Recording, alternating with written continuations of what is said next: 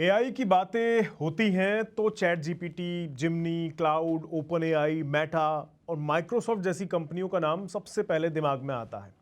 आना भी चाहिए। एआई की चर्चाएं आजकल हो भी बहुत ज़्यादा रही हैं।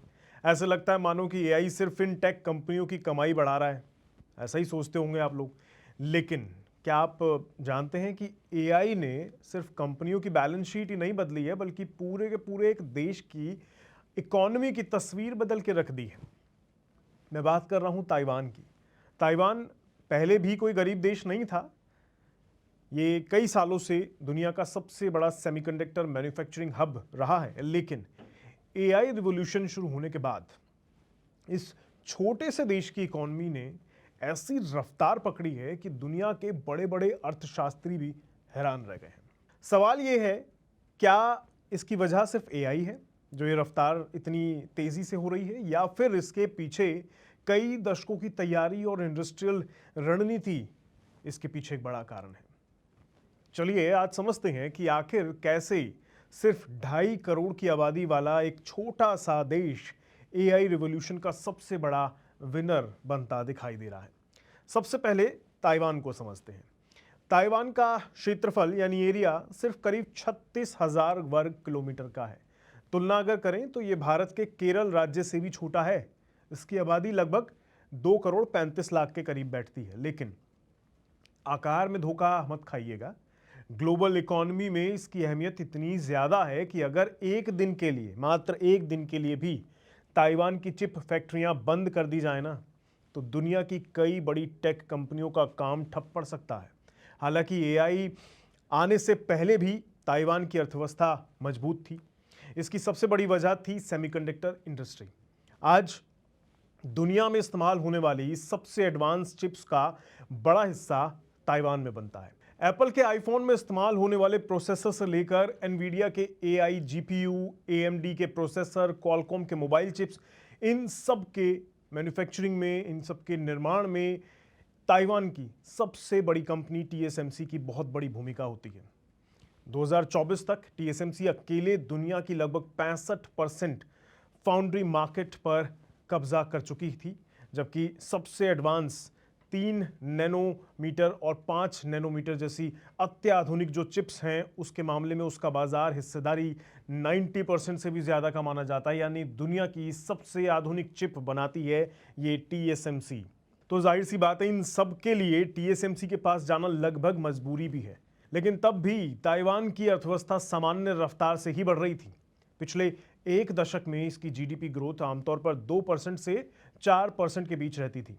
2023 में तो ग्लोबल इलेक्ट्रॉनिक्स डिमांड कमजोर होने के कारण ताइवान की जीडीपी ग्रोथ लगभग 1% के आसपास सिमट गई थी। उस समय स्मार्टफोन और पीसी मार्केट धीमी पड़ गई थी, इसलिए चिप की मांग भी कमजोर पड़ गई। फिर नवंबर 2022 में चैट जीपीटी लॉन्च हुआ और यहीं से पूरी दुनिया में एआई रिवॉल्यूशन शुरू हो गया। माइक्रोसॉफ्ट ने ओपन एआई में अरबों डॉलर लगा दिए, गूगल ने जिमनी लॉन्च कर दिया, मेटा ने अपने लेमा मॉडल पर दाव लगा दिए, अमेजॉन, ओरेकल, एक्सएआई और दूसरी कंपनियां भी एआई डेटा सेंटर्स बनाने में जुट गईं। लेकिन इन सभी के सामने एक बहुत बड़ी चुनौती थी। चुनौती इस बात की कि एआई सॉफ्टवेयर बनाने से पहले एआई हार्डवेयर चाहिए था। वो कौन देगा? और यही पर कह दीजिए आप कि यही वो जगह थी जहां ताइवान दुनिया का सबसे इंपॉर्टेंट देश बन गया। एआई मॉडल को ट्रेन करने के लिए लाखों हाई परफॉर्मेंस जीपीयूज की ज़रूरत होती है। इन जीपीयूज का डिज़ाइन एनवीडिया बनाती है, लेकिन उनका निर्माण कौन करता है? जवाब है टीएसएमसी। यानी दुनिया में जितना ज़्यादा एआई अपनाया जाएगा, उतने ज़्यादा ऑर्डर्स टीएसएमसी को मिलेंगे। यही हुआ एनवीडिया की बिक्री रिकॉर्ड स्तर पर पहुंचते ही, और उसके साथ साथ टीएमसी की फैक्ट्रियों में भी पूरी क्षमता के साथ काम करना शुरू कर दिया, क्योंकि ऑर्डर्स भरपूर थे। एआई चिप्स की मांग इतनी बढ़ गई कि कई बार ग्राहकों को महीनों इंतजार तक करना पड़ा। ये कोई आम ग्राहक नहीं थे, ये कंपनियां, बड़ी बड़ी कंपनियां दुनिया की, ये ग्राहक थे जिन्हें महीनों इंतजार करना पड़ा ताइवान से मिलने वाली इन चिप्स का। लेकिन कहानी सिर्फ टीएसएमसी तक सीमित नहीं है। एआई चिप बन जाने के बाद उसे एडवांस पैकेजिंग की ज़रूरत होती है। उसे एआई सर्वर्स में लगाया जाता है। सर्वर को ठंडा रखने के लिए कूलिंग सिस्टम चाहिए होता है, हाई बैंडविड्थ मेमोरी चाहिए होती है, नेटवर्किंग इक्विपमेंट्स चाहिए होती हैं। इन सभी सेक्टर्स में ताइवान की कंपनियां काफ़ी मजबूत हैं।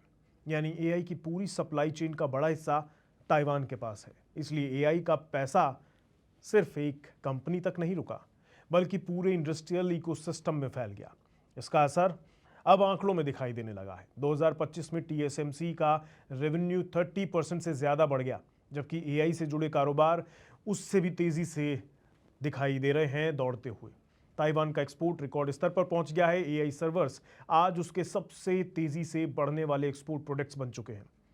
विदेशी निवेशक बढ़ रहा है, निवेश भी बढ़ाया जा रहा है, इसलिए रोजगार बढ़ रहे हैं और सरकार के टैक्स कलेक्शन में भी तेजी आ रही है। इसी का नतीजा ये रहा कि 2026 की दूसरी तिमाही में ताइवान की जीडीपी ग्रोथ लगभग 13% ईयर ऑन ईयर बेसिस पर दर्ज की गई है। किसी विकसित अर्थव्यवस्था के लिए ये बेहद असाधारण आंकड़ा माना जाता है। ध्यान देने वाली बात यह है कि ये पूरे साल की ग्रोथ नहीं है, बल्कि एक तिमाही की साल दर साल पर तुलना है। फिर भी ये दिखाता है कि एआई डिमांड ने ताइवान की अर्थव्यवस्था को कितनी तेजी से ऊपर उठा दिया है। अब यहाँ एक सवाल ये उठता है कि क्या ये सब सिर्फ एआई की वजह से हुआ है? जवाब है नहीं। एआई ने सिर्फ आग में घी डालने का काम किया है, अपने देसी भाषा में अगर कहूँ तो। असली तैयारी ताइवान ने पिछले 50 साल या ये कह दीजिए करीब 40 से 50 सालों में की थी। 1987 में टीएसएमसी की स्थापना हुई थी। सरकार ने सेमीकंडक्टर इंडस्ट्री को लगातार समर्थन दिया उस टाइम पे। इंजीनियरिंग शिक्षा पर निवेश किया गया उस टाइम पे। रिसर्च और मैन्युफैक्चरिंग को बढ़ावा दिया गया। आज उसका फ़ायदा पूरे देश को मिल रहा है। अगर ये आधार पहले से तैयार नहीं होता तो सिर्फ एआई आने से इतनी बड़ी आर्थिक छलांग संभव नहीं हो पाती। अब अगर भारत की बात करें इस पूरे एस्पेक्ट को समझने के बाद, तो भारत आज दुनिया का आईटी पावर हाउस माना जाता है। हमारे इंजीनियर्स गूगल, माइक्रोसॉफ्ट, एनवीडिया और एप्पल जैसी कंपनियों में काम करते हैं। चिप डिज़ाइन में भी भारत की भूमिका मजबूत है। लेकिन जब बात चिप मैन्युफैक्चरिंग की आती है तो हम अभी शुरुआती चरण में हैं। इसी वजह से भारत सेमीकंडक्टर मिशन चला रहा है। टाटा इलेक्ट्रॉनिक्स, मैक्रॉन और कई दूसरी कंपनियां भारत में निवेश कर रही हैं।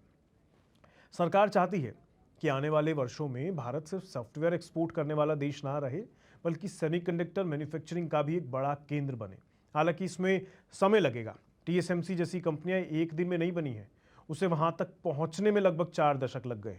इसलिए अगर भारत भी लगातार निवेश करता रहा, मजबूत सप्लाई चेन बनाता रहा और टेक्नोलॉजी में आत्मनिर्भर बनने की दिशा में आगे बढ़ता रहा, तो डेफिनेटली आने वाले 10 से 15 साल में ये तस्वीर आपको बदलती हुई दिखाई दे सकती है। लेकिन एक खतरा भी है। आज ताइवान की तेज ग्रोथ काफ़ी हद तक एआई डिमांड पर निर्भर करती है। अगर भविष्य में एआई इंफ्रास्ट्रक्चर पर होने वाला खर्च कम हो जाता है, कंपनियां डेटा सेंटर्स एक्सपेंशन धीमा कर देती हैं या एआई बबल फूटता है, तो चिप्स की मांग घट सकती है। ऐसे में ताइवान की अर्थव्यवस्था पर दबाव पड़ सकता है। इसलिए एआई जितना बड़ा अवसर दिखाई दे रहा है, उतना ही बड़ा जोखिम भी अपने साथ लेकर आया है। यही इस पूरी कहानी का सबसे बड़ा सबक भी है। एआई ने ताइवान को रातों रात अमीर तो बना दिया है। एआई ने सिर्फ उस देश को सबसे ज़्यादा फायदा पहुंचाया है जिसने पिछले 40 साल से सही इंडस्ट्री में निवेश किया, दुनिया की सबसे बेहतरीन मैन्युफैक्चरिंग क्षमता विकसित की और टेक्नोलॉजी सप्लाई चेन का केंद्र बन गया। इसलिए भविष्य की सबसे बड़ी लड़ाई सिर्फ चैट जीपीटी, जिमनी या एआई मॉडल नहीं होगी, बल्कि उन देशों के बीच होगी जो एआई की दुनिया के लिए ज़रूरी चिप्स, सर्वर्स और हार्डवेयर बनाएंगे। और फिलहाल इस दौड़ में सबसे आगे खड़ा है ताइवान। तो अभी के लिए तो अच्छा है, लेकिन ये डिमांड अगर कभी स्लो पड़ती है तो ये नुकसान भी ताइवान को ही झेलना होगा। बाकी देखते हैं। आपको इस मुद्दे पर क्या लगता है? कमेंट करके अपनी राय ज़रूर बताइएगा। मैं मिलूंगा आपसे अगली वीडियो में। दीजिए इजाज़त। नमस्कार।